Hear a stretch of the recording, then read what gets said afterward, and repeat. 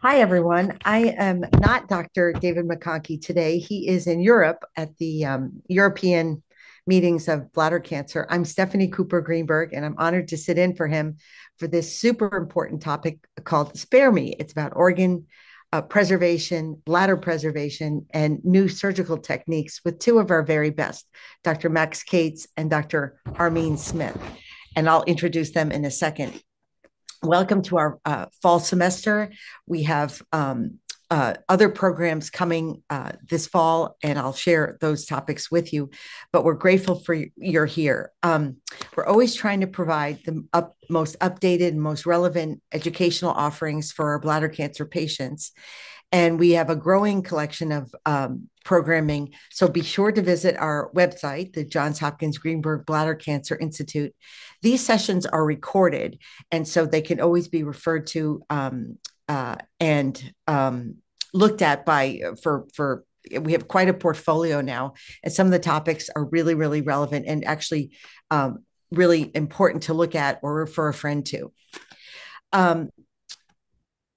We also have a very vibrant women with bladder cancer program led by our own Dr. Armine Smith, who will be joining us today, and Dr. Jeannie Hoffman-Sensis, along with Pamela Getz and others at Sibley Memorial Hospital, where our women's bladder cancer program is located.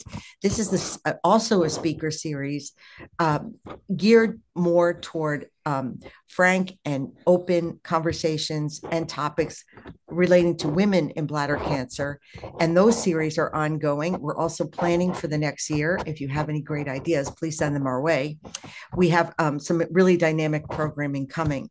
The next sessions this year will be really special for us because not only are our faculty, whom we love, Dr. Smith and Dr. Jeannie Hoffman-Sensis, remarkable oncologists and urologists and surgeons, as you'll hear today from Dr. Smith, but they're also remarkable researchers. And they're going to share with us on October 15th, that's Dr. Smith, and November 12th, Dr. Hoffman-Sensis will share their research portfolio, what they're discovering, what questions they want to have answered. And the unbeknownst to most, they have very full jobs, and they also have an incredible research portfolio, which they will share with us, and mostly geared for the first time toward women and bladder cancer. We have an access. We've improved our access. So if anyone is in need of a question to be answered or a referral, we have two new email addresses, which we hope you'll take advantage of. One is bladdercancer@jhmi.edu. And then we also have a very specific email address for those inquiries regarding upper tract urothelial cancer, which has become somewhat of a specialty in the portfolios of some of our urologists and oncologists.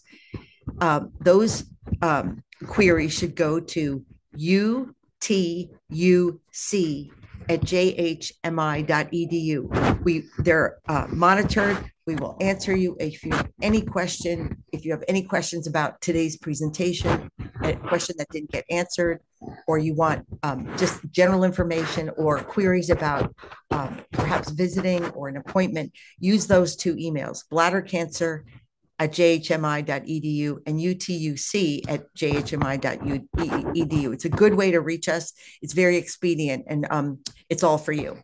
So before we introduce today's session, you can find our updated and programming, archived grand rounds sessions, and useful resources on our website. We also have a bladder cancer patient navigation guide. That's a mouthful. It's a one-pager that lists all the phone numbers, all the locations, all the faculty, where they are, which clinics are where. We have 3 or 4 different locations on the Hopkins campus and at Sibley. And that's just sort of like your blueprint to figure out where to go, who to call, what the phone numbers are. Super helpful. One page, can print it out and carry it with you. And let's see. We're grateful to all of you for joining us today. For a fantastic conversation, and it will be a conversation with Dr. Max Cates and Dr. Armine Smith. Armine will be presenting slides and Dr. Cates will be piping in, and it's a very interactive conversation. So if you have questions, please ask them in real time and we'll probably get to them in real time. We think that makes for a better conversation. And please ask your questions in the chat and they'll be answered in real time with Dr. Cates or myself. Again, this is your chance to ask all those questions you've always wanted to ask. These are the crew to ask them of. Let me allow me to introduce Dr. Cates. Dr. Max Cates is our Associate Professor of Urology and Oncology at the Brady Urological Institute. He also directs the Division of Urologic Oncology for the Brady Urological Institute. He completed his undergraduate degree at Wesleyan University in Connecticut before pursuing his medical degree at Mount Sinai School of Medicine in New York. He then went on to train at Johns Hopkins for his urologic residency and Society of Urologic Oncology Fellowship. That means he's been at Hopkins for a long time and studied there, and he's fantastic. Dr. Cates has expertise in all areas of urologic oncology with a particular emphasis on bladder and prostate cancer, with training in open, endoscopic, and robotic surgical approaches. His surgical philosophy is to assess the unique needs of each patient and develop the right treatment plan for their cancer. He's very hands-on in his approach in the clinic and in the operating room and believes open communication with the patient's family, and referring providers is key to ensuring a speedy recovery. As the clinical director of the Bladder Cancer Multidisciplinary Clinic, Dr. Cates works with the team at Johns Hopkins to deliver a personalized approach to bladder cancer, utilizing cutting-edge precision medicine approaches. He also will lead this year, he was just named to be the clinical chair of for Beacon, which is a big honor and also a big responsibility, generally for leaders in the field. So Dr. Cates is also very involved with Beacon, which is our partner organization. Dr. Smith, who is fantastic, I can't say enough great things about Armine, is the director of urologic oncology at the Kimmel Cancer Center at Sibley Memorial Hospital and an assistant clinical professor of urology at the Brady Urological Institute. She's a member of the Greenberg Bladder Cancer Institute and the director of the Women's Bladder Cancer Program at Sibley. And by the way, what's not mentioned here is Armine created it along with Dr. Jeannie Hoffman's census. So it didn't exactly exist in name, but now it does. She earned her medical degree from the University of California in San Francisco and completed a residency in urologic oncology, in urology at the Cleveland Clinic, followed by a fellowship in urologic oncology at the National Cancer Institute, where she focused on development of personalized targeted therapies for bladder cancer. She specializes in advanced, open, minimally invasive, and robotic urologic surgery for urologic malignancies, including bladder and upper tract urothelial cancer, kidney cancer, testicular cancer, penile, and urethral cancer. In bladder cancer surgery, she specializes in bladder preservation. Now, this is for men and women. Complex urinary diversions, including continent orthotopic neobladder and continent catheterizable Indiana pouch techniques. In kidney cancer, her expertise focuses on partial nephrectomy with the goal of oncologically sound maximum nephron sparing surgery. What all this means is you're in the hands of two pros and superstars. And with that, I'm going to hand over the program to Dr. Cates and Dr. Smith. Dr. Smith will have slides and give a presentation with both of them presenting at the same time and talking us through this. And please, please submit your questions. This is a hot topic. It's a golden age for rethinking and maybe looking at bladder preservation and organ sparing techniques. May I add, Dr. Pat Walsh, 50 years ago, was the architect of organ sparing in prostate cancer. That was 50 years ago, a total pioneer in the field. And now we have these two doing the same thing for bladder cancer. And we're really, really proud to have them. So with that, take it away, our superstars. And There you go. So, Armine, you might want to start with your slides, or Max, you Yeah, probably. I'll just say a couple things first. Thank you so much, Stephanie, for that lovely introduction. We're so lucky today to be able to talk about, a topic that didn't really have a lot of limelight until very recently.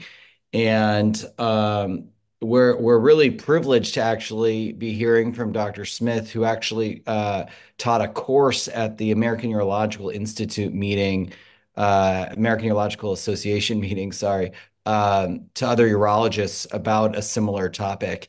And basically, the format's going to be that Dr. Smith is going to be presenting some slides on sort of the concepts around, uh, organ sparing and surgical approaches, as well as sort of other topics related to organ preservation.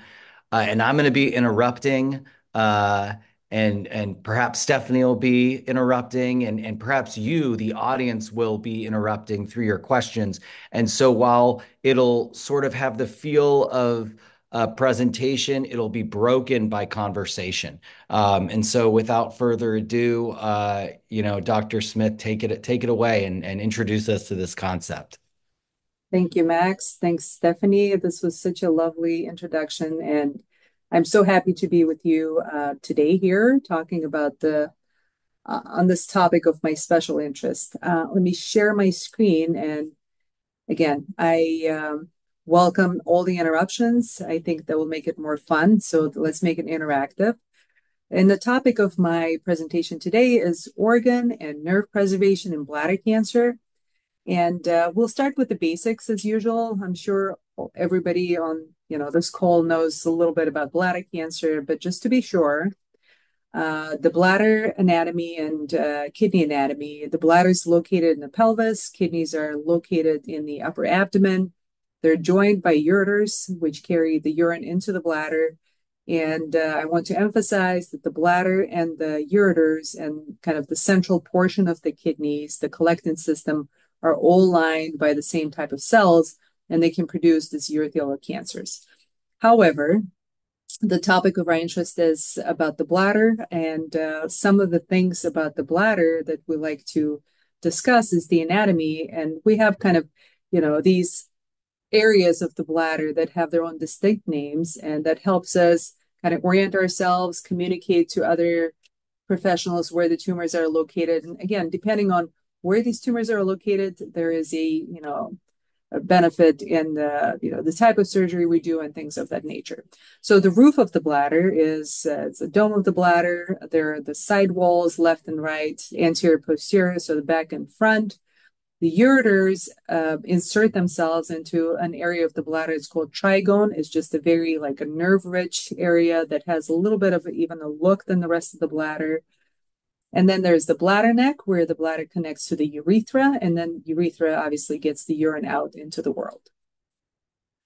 Some other things that are important in bladder cancer classification are the architecture of the bladder tumors, the stage, the grade, and the type of the tumor. All these things go into this whole, decision of how to manage these cancers. The flat cancers can be called CIS when they're completely flat and high grade. And then the bladder tumors can also arrange themselves in the papillary tumors.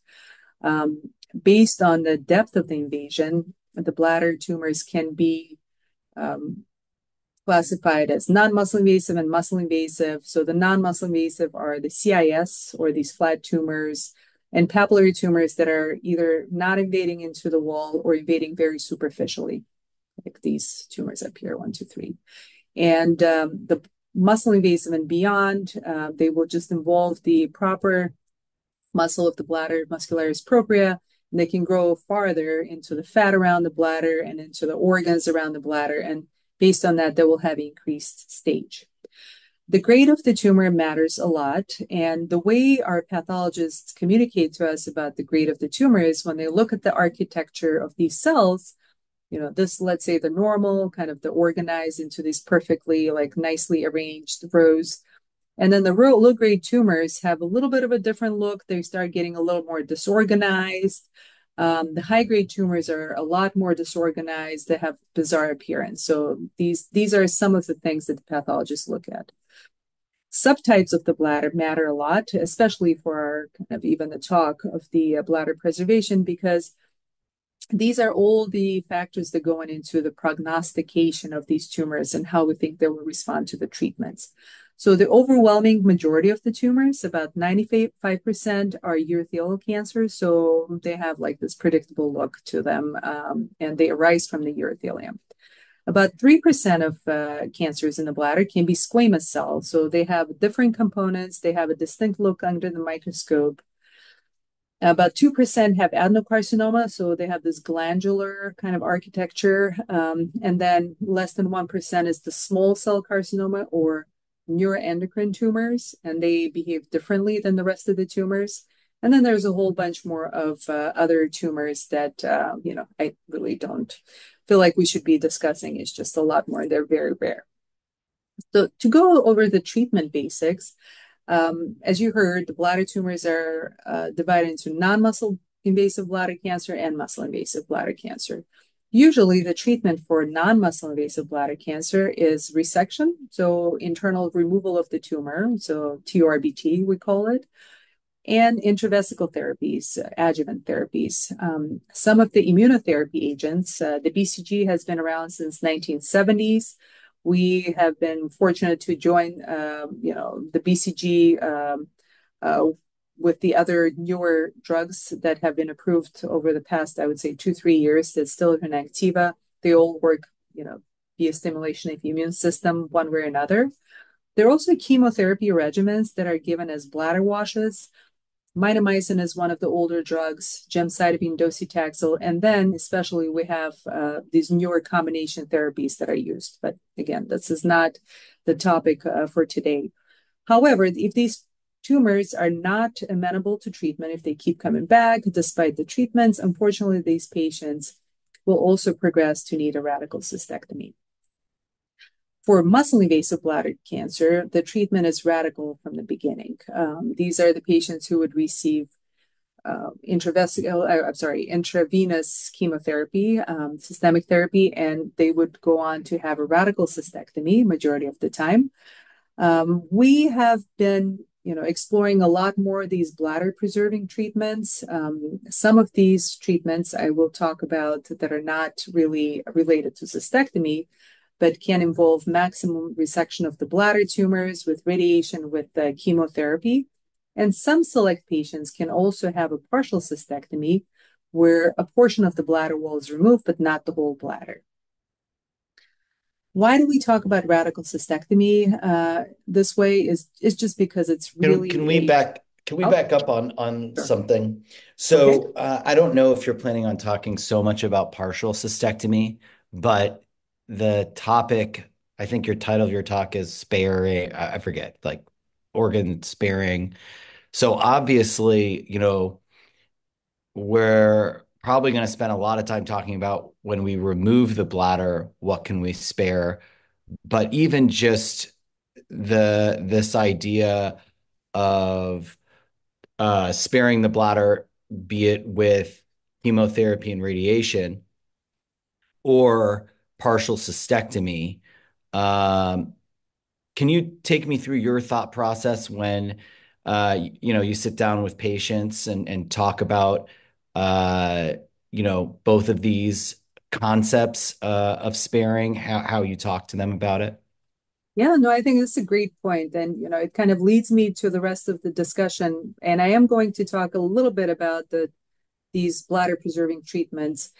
The problem becomes, patients a lot of the times hear this, and I think these are not new concepts that have all been around for a while.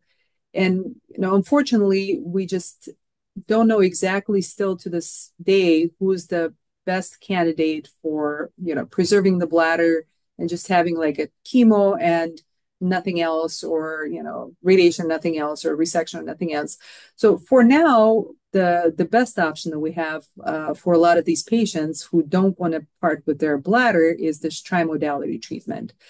So when I have a patient that comes to my office to talk about removal of the bladder or anything of that nature, I do bring up this trimodality a lot of the times. And in the very select patients, and I'll touch on them as well, partial cystectomy is also a consideration. However, I think you have to, it's a dialogue. A lot of times it's a dialogue, you want to give them your expertise and tell them what you think is going to work and not work. And, hear the patient's agenda about what's important for them as far as the preserving the bladder. But let me go down a slide. So I wanted to tell you that cystectomy is really just one of the more kind of morbid surgeries that we do in urology, with a lot of readmissions. Up to 60% of patients will have a complication. Even up to 10% of patients may die in the first 90 days from surgery. And it results in alteration in quality of life. And that's why the patients, when they come to the urologist's office, if they have a little bit of background knowledge, they want to explore these treatment options. And then, if the provider is knowledgeable, they will give them a nice talk about the availability of the bladder sparing treatments. So when we talk about alternatives to cystectomy, starting from very basic to progressing to this trimodality, there are all sorts of things that people have tried. They have tried the single modality treatments, meaning either the bladder tumor removal or resection, or just the chemo, or just the radiation. Unfortunately, the problem with this at this current day and age, with the knowledge that we have, is they have high failure rates. And usually, if the patient comes in, we're looking for a cure. We're not looking just to kind of mitigate the cancer, because we don't want to lose the therapeutic window where the cancer can be removed. So the bimodality treatments can also combine a couple of the different, techniques, whether it's a resection with chemo, or resection with radiation, or chemo with radiation. But again, the numbers are still not good enough for us to consider it a lasting cure for the patient. So the best one we have so far is this trimodality. The interesting thing about trimodality, I think when I trained, rarely this conversation came up with the patients. The patients would usually have their bladder out. Now we've learned that with the proper selection, people do really well, fairly comparable to cystectomy.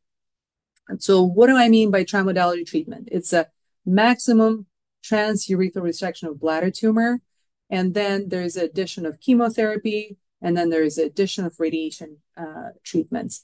OS and DFS kind of stand for our surrogates for how we express the survival. So the overall survival of the patients and the disease-free survival, so lack of recurrence, are similar in radical cystectomy cohort.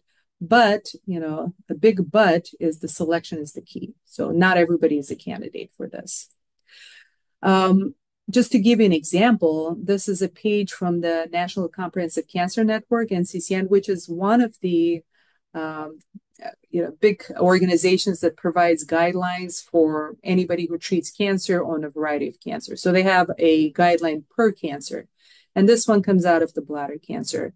They have a small, area here where they address the bladder preservation with chemo and radiotherapy. And these are the patients that are, do not have advanced disease, so they don't have moderate or severe hydronephrosis, which a lot of the times is a surrogate for, disease that's growing outside of the bladder. These are the patients who do not have CIS, extensive or multifocal, and the tumors ideally should be small, less than 6 centimeter, and resectable. So visually complete or maximally debulking TURBT should be feasible. The problem with the TMT, when you look at a large body of literature, the outcomes are a little bit kind of heterogeneous. And I think it's just because there are so many different factors in this treatment modality. Number one is completeness of bladder tumor resection, which is, as you can see, even in NCCN recognizes as one of the factors that's important to success. Patients get different chemotherapy protocols. These can be given as a single course. They can be kind of sprinkled throughout the radiation treatment. And then the agents that are used for chemotherapy are also different. There's, 4-drug regimen. There's the 2-drug regimens. There's the 5-FU. now we have the additional immunotherapy to these protocols just because a lot of this is getting traction in the newer studies that we are doing. Also, the different radiation protocols, the duration, the amount of radiation patients get. So it's still a little bit kind of up, in the air, the best way to approach this. But again, if we find a good patient and we give them the optimized treatment protocol, we can get rates that are just as good as radical cystectomy in select people. So talking about the partial cystectomy, and as Dr. Kate mentioned, this is another option for people to keep their bladder. When we look historically, again, not a new concept that's been explored for many, many years. When we look at the old papers, the survival was from the bladder cancer when the cystectomy was done without removing the whole bladder, was not really good. It was 25 to 48%, which is less than half. It was also had high recurrence rates. It was 54 to 78. The newer studies in the past, I guess, 20, 30 years have better numbers. And I think it's just because we learned which patients would be best served with this approach. So what we think the patients are the best candidates for this are the ones who have one tumor, solitary, and it's small, less than 5 centimeter. For these types of patients, survival can range 53 to 70% based on the studies, and recurrence can range, it's still better. It's still, not zero, but it's a little bit better than what's reported before, 18 to 38%. So, historically, the patients who were offered partial cystectomy were the ones who had the tumor that was located in diverticulum, or like a little outpouching of the bladder. And those are kind of really the best ones because they're very limited. Feel like there's just like a little compartment of the bladder that gets removed, doesn't affect the rest of the bladder volume and the function. And, but again, we can kind of apply this to other patients as well. But again, has to be a favorable patient just because we don't want to miss the curability and opportunity to treat this patient properly by doing a improper surgery. So some things that we can do in this space and are being done in this space is the better staging and the biomarkers. And it's amazing to see the bladder cancer research has really flourished over the past 10 years. I think when I trained, it was very limited options for pretty much everything for patients with bladder cancer. Now we have these new imaging modalities, new treatment regimens, and et cetera, et cetera. But for the staging, some of the things that have been explored are, the PET scans with the other, more innovative nuclear agents. The multiparametric bladder MRI has come about in this past, I would say, probably 10 years and can be used for staging as well.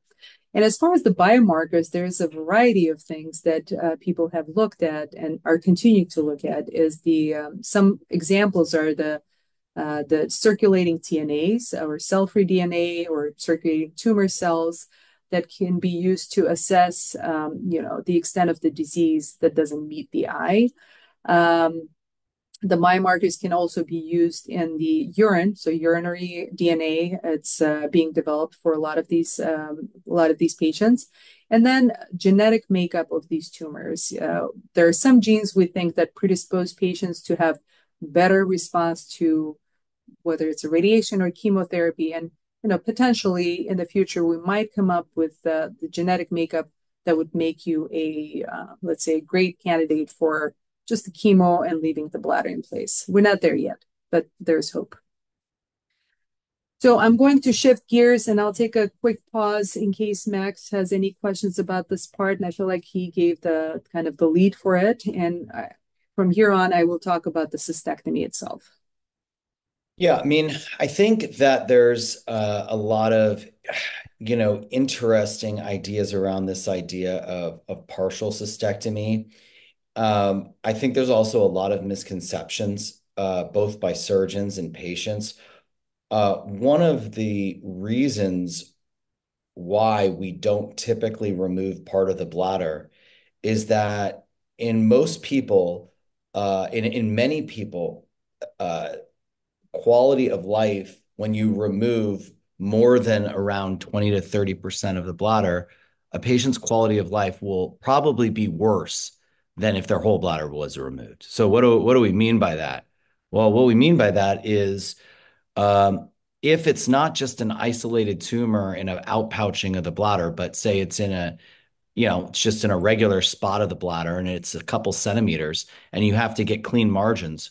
Well, then you remove, you know, 20 to 30% of the bladder capacity actually scars down even further than that. So the edges that heal, they're not super functional. So you really lose about 40% of the bladder. And you're left with, if you urinated every 2 to 3 hours, well, guess what? Now you're urinating every 1 to 1.5 hour. You're getting up 4 or 5 times a night. And so one question that I always ask patients when it comes to bladder preservation in general is, what is your life currently like with the bladder you have? And let's talk about that. Because a lot of times after you have that conversation with somebody, especially people who have started with non-muscle invasive bladder cancer and have had so many resections, they realize that, hey, the bladder that I have is not, my quality of life may actually isn't that great.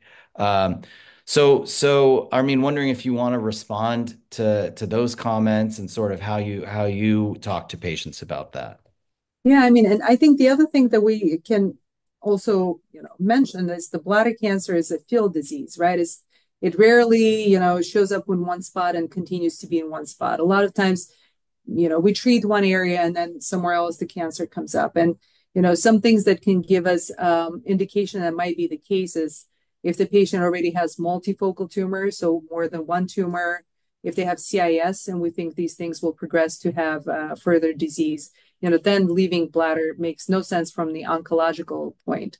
But yes, for the functional point, and I know Max, you and I have removed bladders that didn't have cancer, but they were so kind of scarred in and disfigured by these treatments that just patients just can't live with that bladder anymore, right?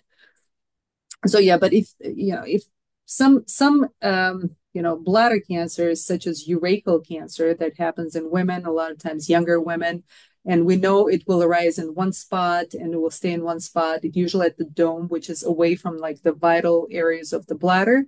These are treated by partial cystectomy. The ones that are in outpouching of the bladder, that are, again, people who have a outpouching of the bladder usually are, most of the time, are men who have obstructed bladders, and because of that, the bladder is super stretched already, so it's very large. And the outpouching is just like a little extra, a portion. So if we remove it, they wouldn't lose a lot of the function of the bladder, the main bladder. And these are the best candidates for the partial cystectomy. I think, some other kind of scenarios where partial cystectomy can be helpful is the dome or the roof of the bladder that's really thin, or anterior, the front wall of the bladder, it's really thin, especially in women. If you have a small tumor and you want to get a really maximum removal of the tumor with some follow-up treatments, again, this can be like a less conventional approach, but it can be done. But yeah, I mean, when we're trying to keep the bladder, we want to give patients a bladder that's going to be hopefully cancer-free, and that will provide them with the adequate function to, have a good quality of life. Great answer. All right, let's keep moving. All right. So let's talk about cystectomy. How do we make cystectomy better for patients? Some of the concepts that have been, again, floating around, have not been really solidified are the nerve preservation and organ preservation. And men and women have different pelvises. So for organ preservation in men, we talk about prostate sparing. And for organ preservation in women, it's usually the reproductive organs that are around the bladder. Starting with men and prostate sparing radical cystectomy. Why do we even talk about this? So we know that sexual dysfunction is very common in men after radical cystectomy, even if we try to save their nerves. Additionally, men who have orthotopic neobladders have rates of urinary incontinence. And there are some men who will never part with their incontinence, both it's a daytime and nighttime. The prostatectomy, which is removal of the prostate, and the prostate is the organ that sits between the bladder and the pelvic floor, and the urethra goes through the prostate. It has traditionally been the part of the radical cystectomy. We never thought about it. We would just remove the bladder, remove the prostate, and then give the patient the urinary diversion of the choice. Why is the prostate important is just because there are a lot of nerves that travel very, attached to the capsule of the prostate. So as you can see, there's like this internal capsule of the prostate, and then there's the external, and all these neurovascular bundles that are kind of sitting on the bottom and on the sides of the prostate. The other thing is the apex or the tip of the prostate sits at the sphincter or the muscles of the pelvic floor that provide the continence, so the voluntary control of the urination. So as you can see, if we go in and remove the prostate, the nerves can get damaged, the sphincter can occasionally get damaged, and all in all, that gives us imperfect results a lot of the times when we treat these patients. So the question we have, and the questions we're trying to address now here, is can the prostate be safely left in place? Would that compromise oncological cure? And if the leaving the prostate in place optimizes the functional outcomes. So based on some knowledge that we have from smaller studies in the literature, the answer to this question, does it compromise the oncological cure, is no. And we think it also optimizes urinary control and sexual function, both theoretically and some of the studies that we have seen. We do not have, unfortunately, a large scale study that can, address this point. So that's what we're trying to do here. What we wanted to do and what we're trying to do is look at the men who are undergoing radical cystectomy and try to see if they're undergoing the nerve sparing versus prostate capsule sparing cystectomy and decide whether the outcomes are different. So the picture on the left will show you this is the bladder, kind of looking sideways. There's the prostate, there's the urethra, penile urethra, seminal vesicles attached to the prostate, and the vas goes and travels to the testicle. So this is almost like an anatomical dissection of these areas, and this is just the ureter. Traditionally, when we went and removed the bladder in men, we did a pretty wide margin around it. So we would go along this red line, and we would take some fat around it to preserve to ensure we have a negative margin.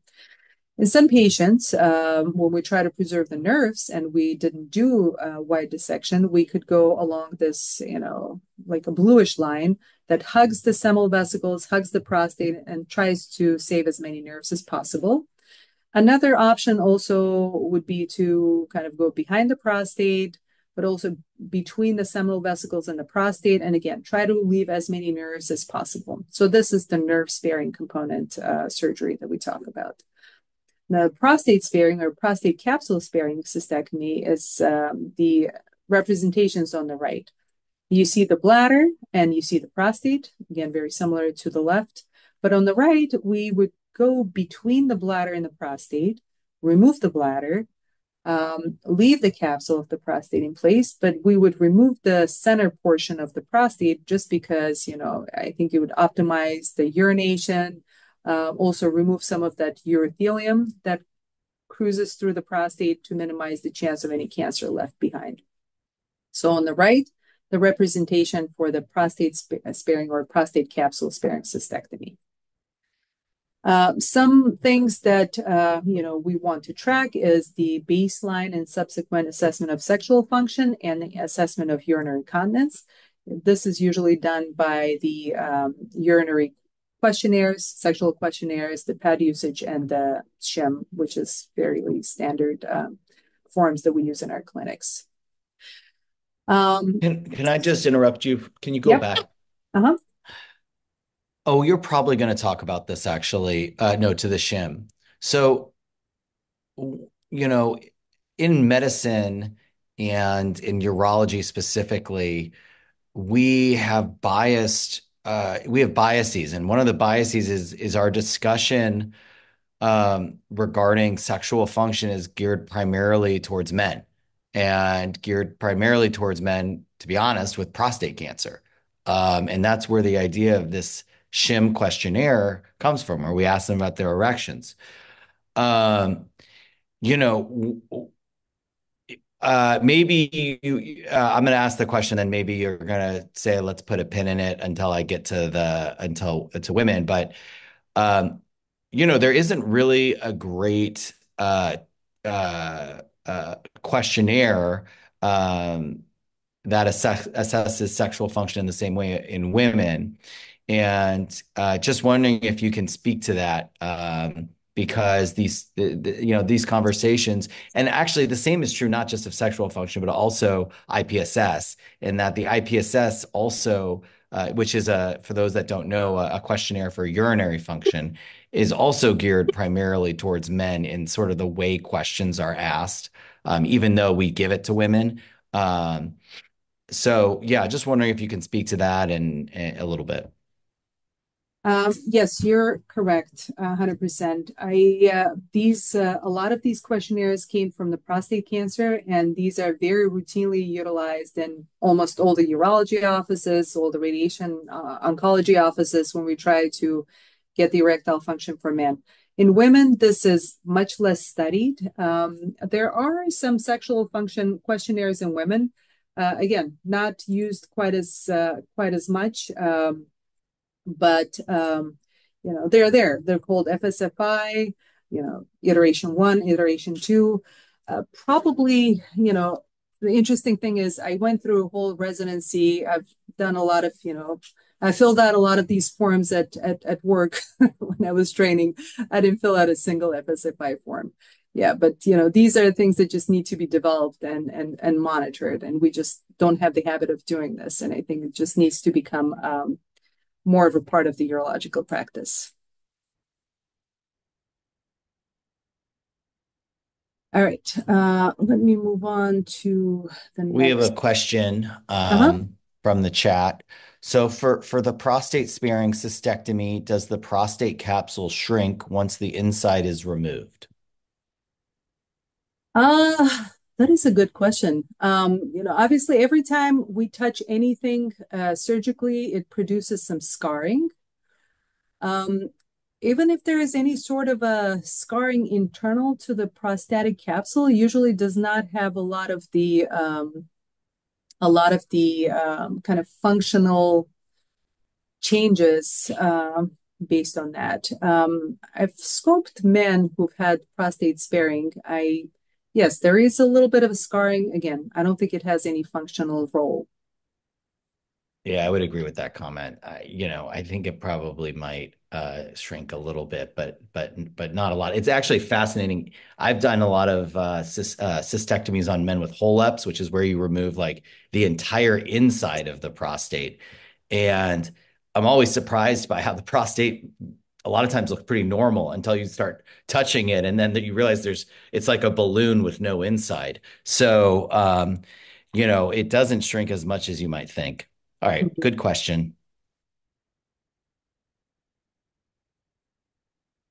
Okay, one thing, I don't even know if I want to mess with this sharing my screen, but I had the FSFI up on my other screen, and interestingly enough, sexual function in women is just so much more complex than in men.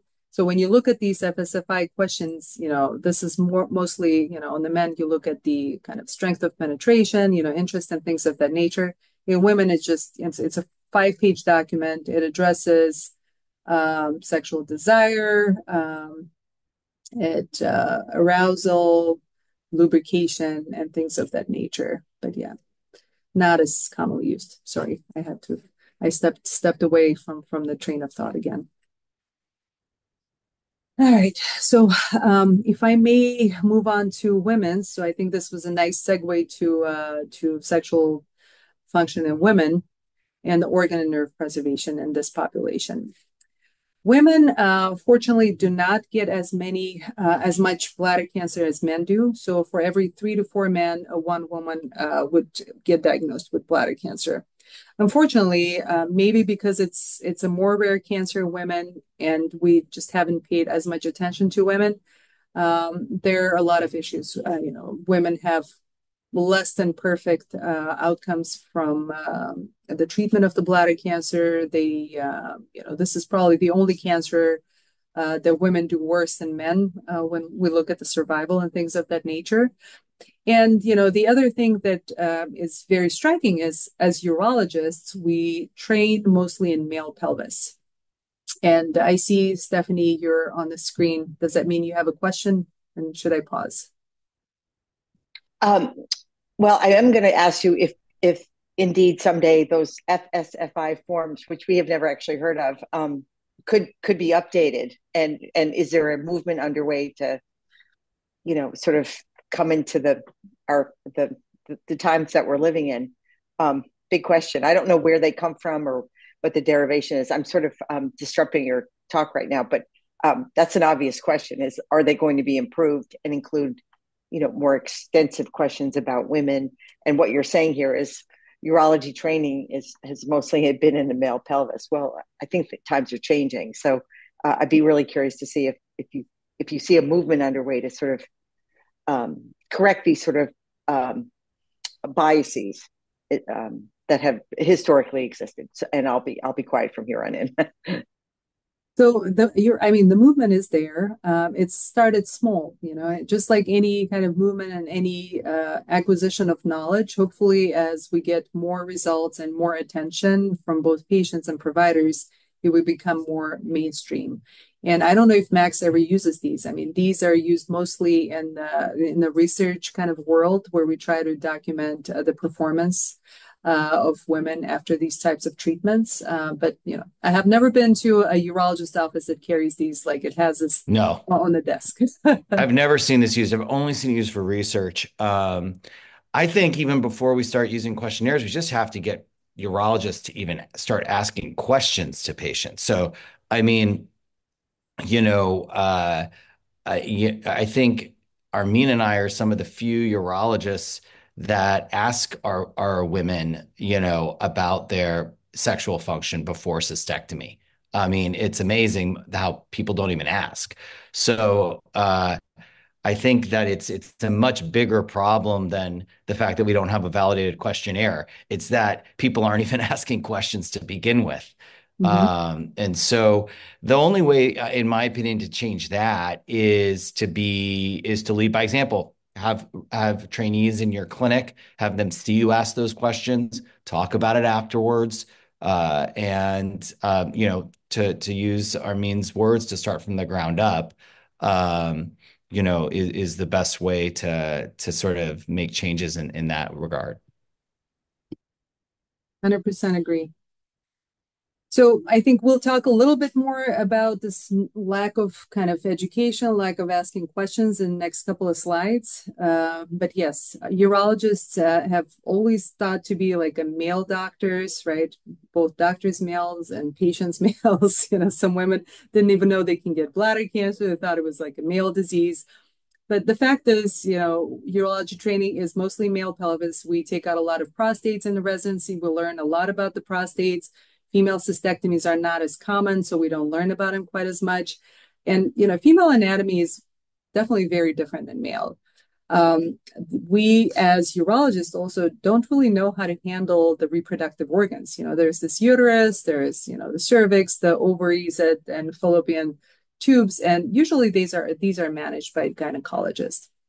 So I went through training, I went through fellowship, and I was in practice. And even with my interest, I had to learn a lot from the beginning. It was just not a typical kind of a training course for female pelvis.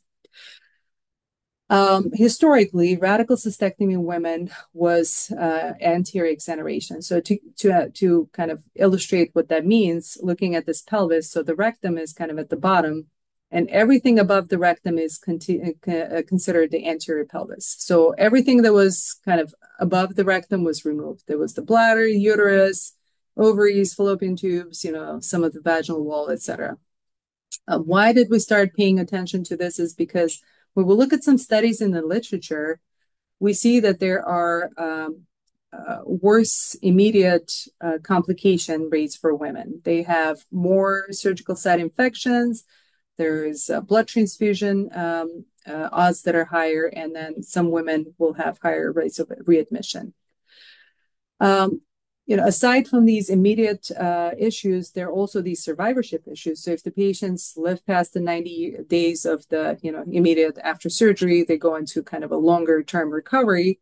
Some of the psychosocial issues of removing the bladder, having the urinary diversion, the sexual dysfunction that goes hand in hand with, cystectomy, these are coming more, playing a role into, the overall survival, and kind of these are things that we're looking into more now, understanding more of it. And what we've realized when we looked at all these questions is the patients are not counseled well before surgery. Just like Max said, this is not something that we address historically with women when they come to talk to us about bladder cancer. So some of the things that we want to do, and we are trying to disseminate the knowledge in the urological community to do, is to, number one, know the anatomy and know the surgical techniques. Patient education is a huge component, and asking the questions and getting the answers and having a good preoperative planning. And then organ and nerve preservation, when it's appropriate, can also play a huge role in how these patients recover short-term and long-term as well. When we talk about reproductive organ sparing cystectomy, or any of the cystectomies that don't involve the clean out of the pelvis, anterior exoneration, these approaches, again, not new. They've been used in early 2000s. And even, I think this was 5 years ago, a survey came out that only about 60% of providers will inform their patients about the possibility of saving these pelvic organs. There are a lot of myths that go, I think, with the treating women with bladder cancer and sparing the organs. And one of the concerns is, whether leaving some of the organs in place will predispose them for, worse cancer control and worse oncological outcomes. But we do know that the risk, reproductive organ involvement risk, is very, very low in these patients. So both the organ and nerve preservation has not been prioritized for women. And unfortunately, we don't have guidelines for patient selection for organ preservation. A lot of studies that are out there that show women do better when the nerves and organs are preserved. And, some of the studies that are kind of more, some of the questions are more answered in women who have a neobladder, because there you can certainly notice how the urinary function is optimized and things of that nature. So sexual function studies are still pretty rare. But we do know when the organs are spared, when the nerves are spared, women leak less urine at daytime or at nighttime when they have a neobladder. That's a fact. When we talk about nerves in female pelvis, as you can see, on the right, there are all these pictures. And of course, as usual, women are more complex than men. So looking at these pudendal and the autonomic nerve fibers, the pudendal nerves travel kind of across around the rectum. They provide innervation to clitoris and labia minora and majora, and they also play a role in vaginal lubrication sensation. Some of these autonomic nerve fibers travel, again, it's like a net of nerves that envelops the uterus, the sides of the vaginal wall, and some of these also branch out into the bladder. These are responsible for urination incontinence and some of the sexual function as well. The way we try to preserve, a lot of times we want to, hug the bladder as close as possible and spare all these nerves. So there's a picture on the bottom of kind of showing how close we need to get to save some of these, or like pudendals and some of these nerve fibers in the pelvis. And to talk about the sparing organs one by one. So if we are talking about sparing the uterus and vaginal wall, the benefits we'd get is better pelvic organ support, so less prolapse. There's improved continence by virtue of, improved support and improved nerve control or nerve preservation. If we are not cutting into the vaginal wall, there's a decreased risk of vaginal fistula, which is just the abnormal connection between vagina and and like a neobladder or anything else. And then, like I said, there's a less disturbance to pelvic nerves. One of the kind of most misunderstood organs is the ovaries.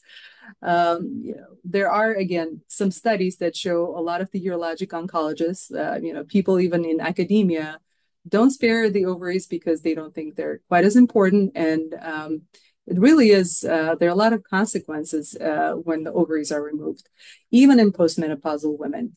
So we know there's an increase in overall mortality, risk of mood disorders, so depression and things of that nature. Rates of osteoporosis go up, and sexual function, even in postmenopausal women, will suffer if the ovaries are removed. And that's because ovaries not only secrete estrogen, but they also secrete some testosterone. So even in postmenopausal women, removal of that testosterone will have some effect. One thing that people worry about is leaving ovary in place and having ovarian cancer arise in these organs. I can tell you that patients with no history of hereditary breast or ovarian cancer have a very low risk of ovarian cancer. Personal risk is like 1 to 2%. And, Max and I have worked on, trying to disseminate the knowledge of removal of the fallopian tubes, because those are, interestingly enough, very aggressive types of ovarian cancer don't arise from the ovaries themselves, but from the fallopian tubes. And if you remove the fallopian tubes, you avoid the consequences of the ovary removal, and it's very easy. Another organ that I wanted to touch on is the urethra, which is not necessarily like a reproductive organ, but it's the organ that connects the bladder to the perineum. And the nerves do travel on the side of the urethra to get to the clitoris. And by removing the urethra, both internally and externally, there is a risk of scarring and damage to the nerves. From reviewing lots of literature and from personal experience, there is a very small risk of involvement of urethra with bladder cancer. The most we hear is about 16%. The patients who have the risk of urethral involvement are those who have cancer at the bladder neck, so really kind of very close to the urethra, and may have advanced cancer. So the ones that are involved in vaginal wall or have, involving the urinary orifices. So tumor location and stage matter. Other things that we do during surgery send frozen margins, and the frozen margins are the ones that pathologist takes a quick look and sees if there are any cancer left or not, and these are quite reliable, about 98%. So in summary, urethra can be spared, and it avoids the nerve disturbances to the pelvic plexus. So how do we try to incorporate all of this? And Max is kind of an eye, and the Hopkins approach is to personalize counseling and shared decision-making for the patients. Big emphasis on patient education, having, spending extra 15, 20, 30 minutes in clinic, having either, a larger ability to disseminate the information to the patients and the providers. Avoiding removal of reproductive organs when it's safe and possible, maintaining a database of outcomes, and again, using these questionnaires, using any sort of kind of aids that we have to record, build a database, and disseminate among patients and urologists. Some of the ways we do this is through the American Urological Association, where a lot of this research is presented, a lot of these courses are taught. As Stephanie talked about this, both Johns Hopkins, GBCI, and Sibley have patient outreach and education with these types of seminars. And Beacon also, the Bladder Cancer Advocacy Network, is fairly vocal about the patient outreach and education.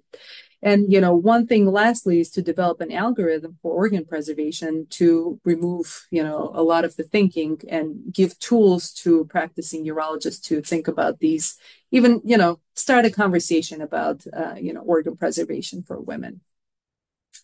So an example of an algorithm would be, something like this. So a woman comes in with a bladder cancer, she's a candidate for surgery.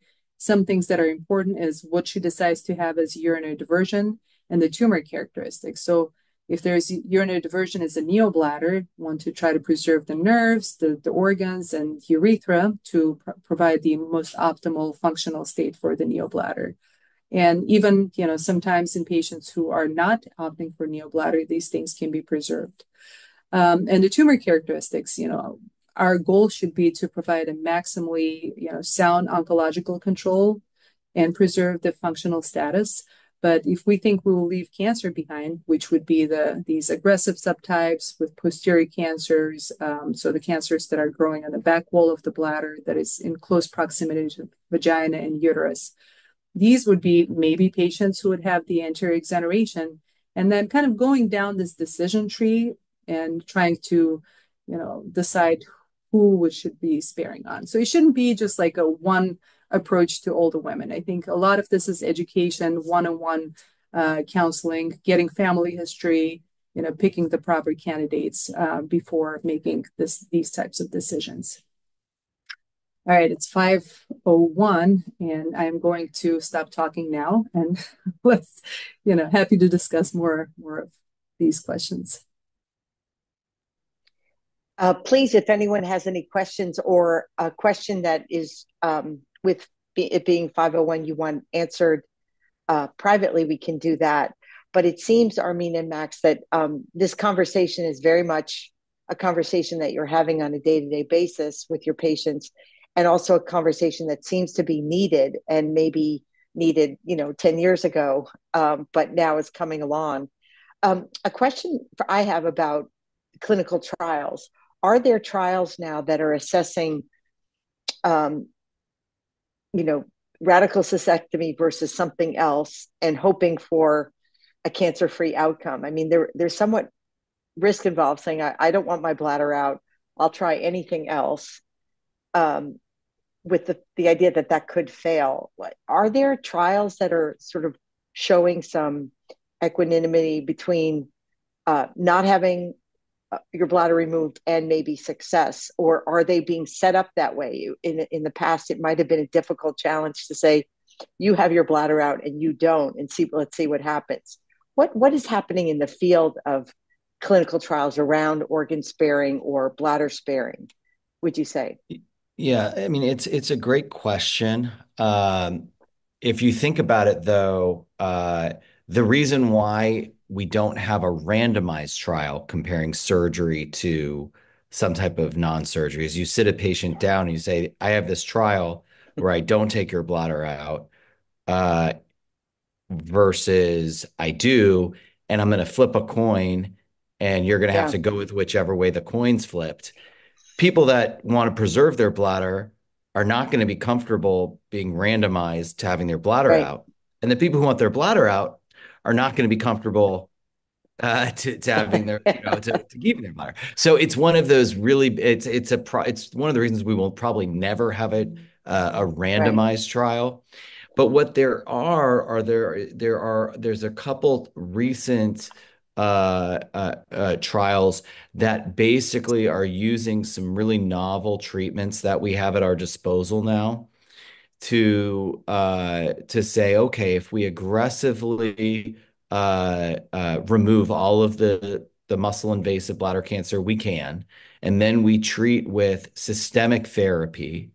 Um, can we preserve bladders, especially those patients who we think have complete responses?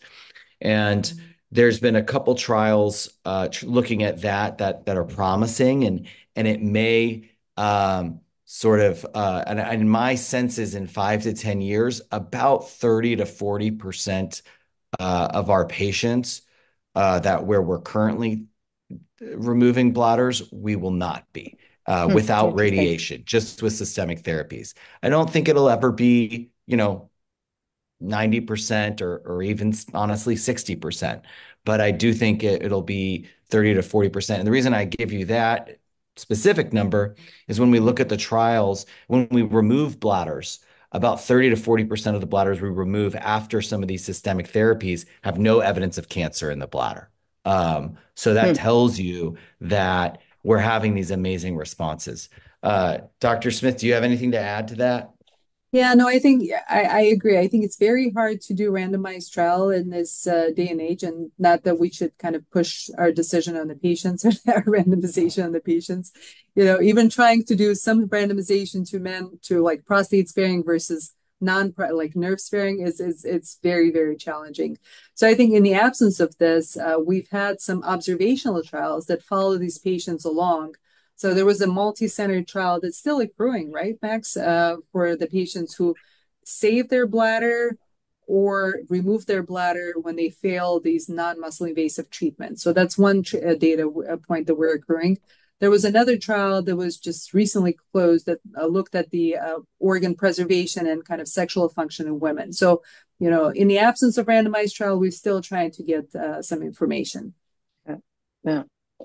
Well, it's 5:06. This has been illuminating and also game-changing. And I thank you both for really empowering those listening to tell other friends who may be in bladder cancer, a bladder cancer journey, to sort of compel patients to really empower them to ask the right questions and say, would it be possible to do less or do more or spare this or that? I don't think, as you said, Max, it's these conversations maybe don't have in the past haven't had the greatest ability to be asked, or these conversations should be had. They're super important.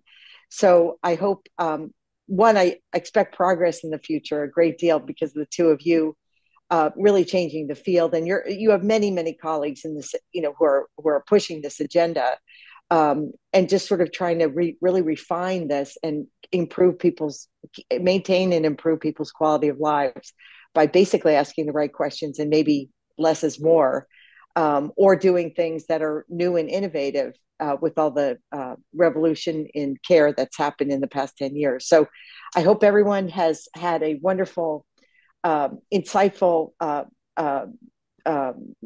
look at what surgeons do. It was fascinating to me, and the nerves and all that stuff. These sessions are recorded, so please refer back to them and tell others about them. Maybe it will help someone.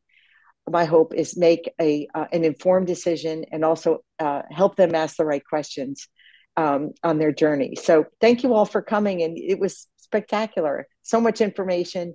Thank you both, and keep doing good work. And I think you're the future. So we love that. Thank you again. Thank you. Thank you.